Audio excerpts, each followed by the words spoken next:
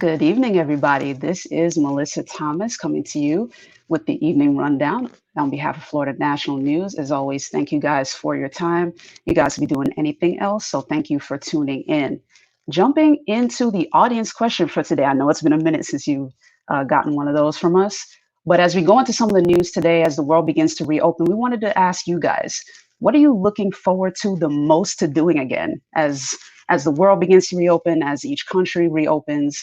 Leave a comment. Let us know, what are you looking forward to doing again the most after the lockdown or as the lockdown begins to ease? Let us know in a comment below. Leave that comment. So jumping to our COVID-19 numbers, we always like to provide that for you. And you'll start to see a shift again as things begin to reopen. The numbers are starting to increase a little bit more, folks. The guidelines continue, guys. Continue to be safe, continue to wash your hands as often as possible, wipe everything down, okay? So here are our numbers according to the World Health Organization so far for today.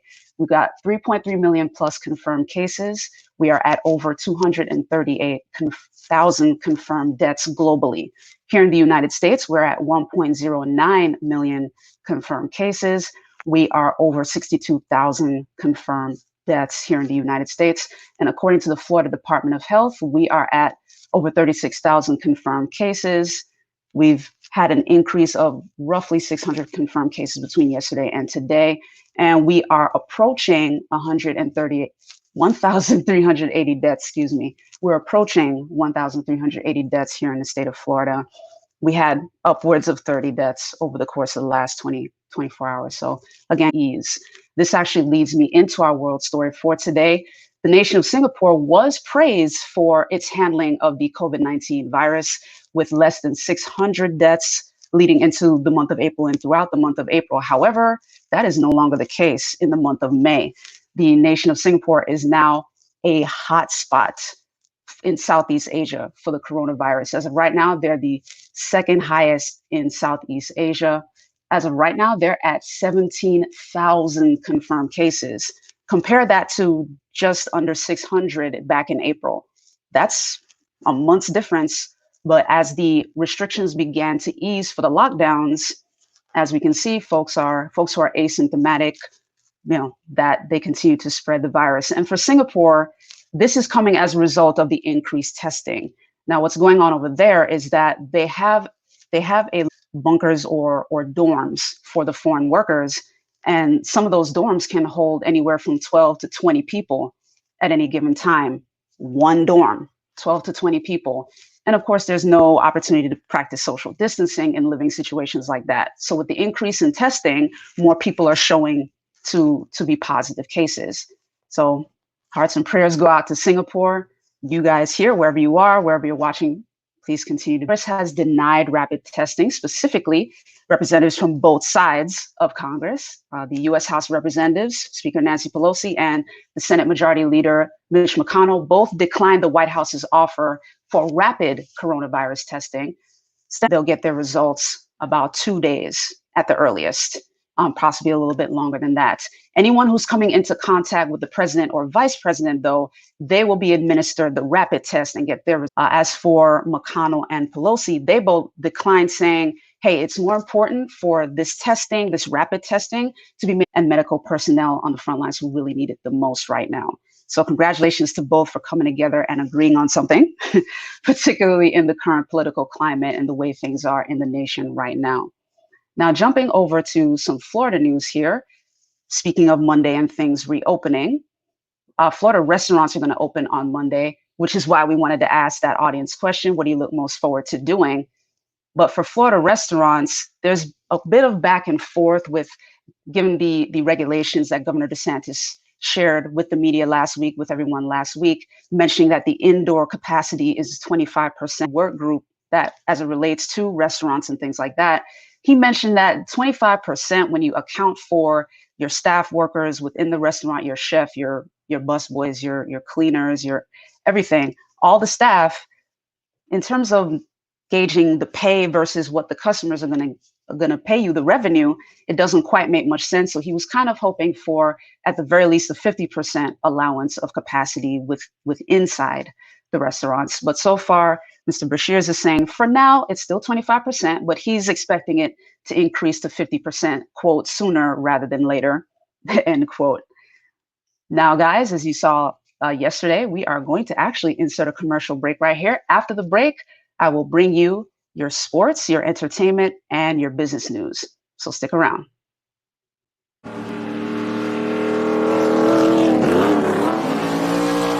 One of the things I love about Bass Pro is they have 3 great ways to shop. You can head into one of their awesome stores, visit BassPro.com, or get great gear from that catalog Johnny Morris sends out. Hi, here's your package. Bass Pro Shops, where commitment, passion, and the great outdoors all come together. Why would you shop any? Return the money back, given the size of their corporation. Now, they originally were applying for 126 million, according to the New York Times, but 70 million was what they were originally rewarded, and now they have chosen to give it back. The CEO and chairman there is continuing to stress to Congress, the Department of Treasury, and the Federal Reserve to provide help to the hotel and hospitality industry, since they're among the hardest hit during the coronavirus pandemic here in the US and across the world. Again, if you guys still have thoughts about those bigger companies and whether or not they deserve to get that funding, still leave that comment below. We still want to hear from you about that as well. Now, jumping over to a bit of entertainment news right about now. If you're following the award season, obviously things got pushed back dramatically. So for the 2021 Golden Globes, you probably heard about the Oscars, but in case you missed the update for the Golden Globes, they've also provided some updates regarding to their requirements for submissions for the 2021 Golden Globe Awards. Here's what's going on. Now, previously, people would have to submit their films, distributors would have to submit the films that are nominated to the Hollywood Foreign Press Association to be viewed at a third-party location in Los Angeles. That's usually how it goes. However, given the lockdown, distributors are now being told to schedule a day on the HFPA's film calendar, at which time they can submit the link for the video to watch, or make sure that the HFPA representatives have a copy of the DVD on that scheduled day. The deadline for their dates have also changed. Normally, these submissions would have to be done by the week before December 31st. So a week before the end of the year, they have to make sure, distributors have to make sure to get their films in. This go round, what's going on is that March 15th is the cutoff date, as opposed to the week before the end of the year. Any film that was set to be released in theaters leading up to March 15th or on March 15th, they're still eligible to be submitted to the HFPA for Golden Globes consideration. So that's what's going on there with that. Now, jumping over to sports, as you've heard from Casey, we've been giving updates with regards to updates on the NBA and updates on the NHL. The NHL is saying they're willing to delay their 2021 season in order to complete the 2020 season. And NHL Commissioner Gary Bettman has said he's willing to wait 2 months or however long it takes, but he wants to make sure to close out the 2020 season.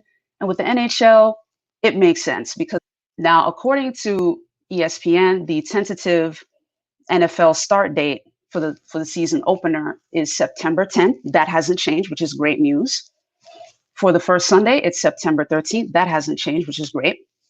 For NCAA football, week 0 is August 29th, and week 1 is September 5th. For the CFL, the estimated date is July 1st. And of course, anyone who is starting to warm up to the XFL, you guys already know that's canceled. They've suspended operations completely. Now, jumping over to baseball, right now, what ESPN is reporting is that opening day is tentatively scheduled for June 16th. It could open earlier, but right now the date is June 16th to happen in Arizona. For those who are fiending for soccer, I can totally understand that. For the MLS, you heard me talk about their training schedule that's going to start up this coming week on a solo basis for each player to practice social distancing. The MLS season is tentatively set to open June 8th or to start June 8th. All of the other major soccer leagues that you guys are aware of, they're still listed according to ESPN as TBD. The EPL, Champions League, La Liga, Bundesliga, Serie A, they're all listed as TBD. And for the competitions that you're aware of, Euro 2020 as well as Copa America, those are listed as happening in 2021. Now, if you're a combat fan, somebody who's fiending for MMA and all of that, this coming Saturday is your time to catch up on that. The big fight, 249, is happening this Saturday. For those following tennis, the US Open was pretty much the only major tournament that was not affected by the COVID-19 pandemic. Those dates are still set for August 31st to September 13th. For the ATP and WTA, that tour resumes July 13th. The French Open is September 20th to October 4th, and Wimbledon returns in 2021. For our folks who love golf, here are the dates for you. The PGA Tour resumes in mid-June, and the LPGA Tour resumes in July. For my folks who are fiending for the car races, we feel you. We totally understand. We cover all things Daytona, so we know. For NASCAR, you heard me talk about NASCAR earlier this week. The tentative start date is May 24th. Formula One, the season starts July 5th. IndyCar, the season starts June 6th. And the Indianapolis 500 is set for August 23rd. So those are the current dates as of right now, according to ESPN.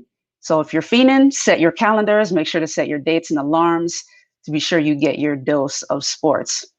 Now, that does it here for us at Evening News Rundown. Thank you guys, as always, for tuning in. And again, be sure to answer our audience question today. As the world reopens, what are you looking most forward to? Thank you so much for those who have already answered that question. I appreciate your comments. But for the rest of you who are, maybe thinking about your answer, be sure to leave a comment below. We would love to hear from you. For some people, this month and change has been pretty torturesome for you, and we totally understand. If you're an extrovert, you love being social, you love being around people, we get it. Me personally, I'm an introvert, so we were built for this. We love this stuff. However, we look forward to your comments below. Leave a comment below. Thank you so much. And for those of you who this may be a brand new thing for you, the Evening News Rundown comes to you every evening at 5 p.m. Eastern Standard Time. So thank you so much for tuning in. Now, I'm the host, Mellissa Thomas. And here at Florida National News, we have several programs going, so be sure to take a look at our ticker below. You can follow us on Facebook, hit like on Florida National News, FNN News TV, FNN News Live as well. And then for our sports show, you can check us out at FNN Sports. And on YouTube, we're simply Florida National News. We wanted to keep it simple so you guys can find us and check us out. And of course, the quick programming note for us here. You can catch me at 5 p.m. every single night. And Casey will return tomorrow with the FNN Sports Take at 8 p.m. Eastern Standard Time. She comes on Mondays, Wednesdays, and Fridays. And speaking of Fridays, the lovely Jenny Rosario de Casiano will be coming to you with Entertainment Buzz at 1 p.m. Eastern Standard Time. And this Friday, she'll be interviewing the great Angela Posilico, who knows a thing or two about show business. She'll be sharing her story about building her two pageants, not one, but two. She runs two, the Miss Latina International pageant and the Miss International World pageants. And she'll talk a lot more about her journey through show business as a singer, in the fashion industry, all of the above. So be sure to tune in to that. Thank you guys again for tuning in here at the Evening News Rundown. I'm Mellissa Thomas. Enjoy the rest of your Sunday night.